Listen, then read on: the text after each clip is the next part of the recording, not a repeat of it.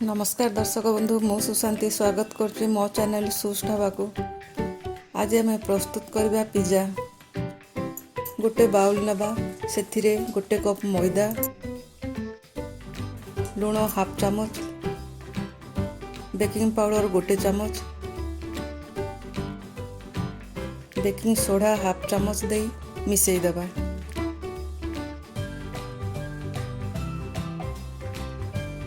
तापरे गोटे चामच तेल दे भल भाव मिसई दबा। तापरे आधा कप फ्रेश दही नहीं सब गोली दबा।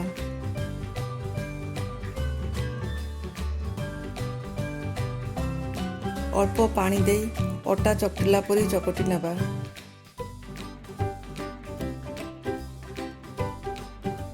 आउ टिके तेल दे सॉफ्ट डो गोटे बनै दबा।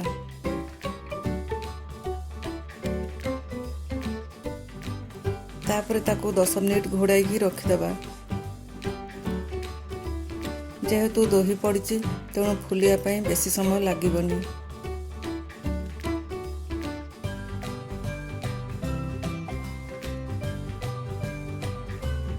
दस मिनिट पर देखि नबा डोटी बहुत भल सॉफ्ट होइछि। एबे आमे किछि मैदा दे रुटी परी बेली दबा।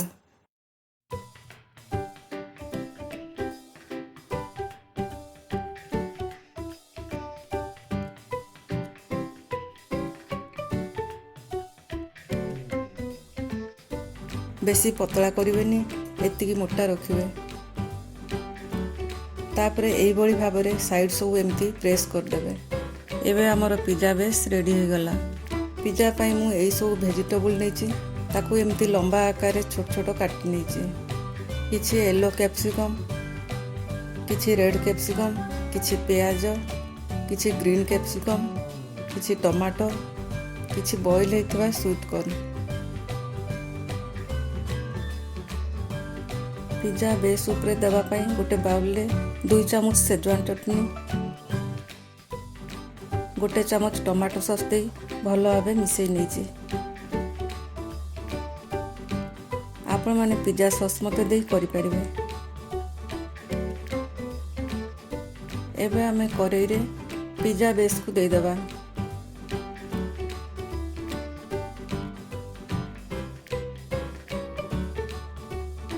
ता ऊपर schezwan और टमाटो सॉस रो मिश्रण को देबा।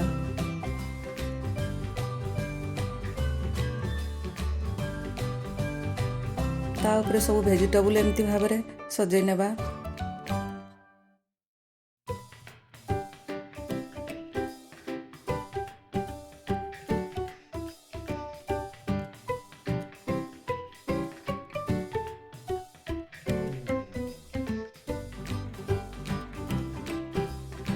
ग्रेट होता मोzzarella चीज को मध्य सब आड़े एमती दे दबा।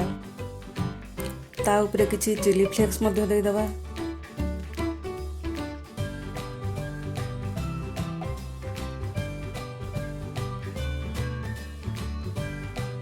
एबे गैस ऑन करी कड़ाई बसई दबा। गैस को लो रु मीडियम फ्लेम भितर 15 मिनट रखिवे। ता मझरे भी आपण माने टिके चेक करि परिबे। 15 मिनट हो जाइछि। देखंतु पिज्जा भल भाव हो जाइछि।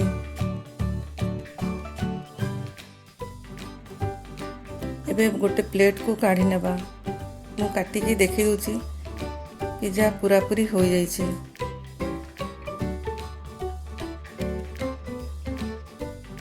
जदि ये रेसिपी आपण मानको भल लगे तो लाइक और शेयर करंतु। सब्सक्राइब बटन को प्रेस करी साइड थिबा बेल टू क्लिक कर दियंतु।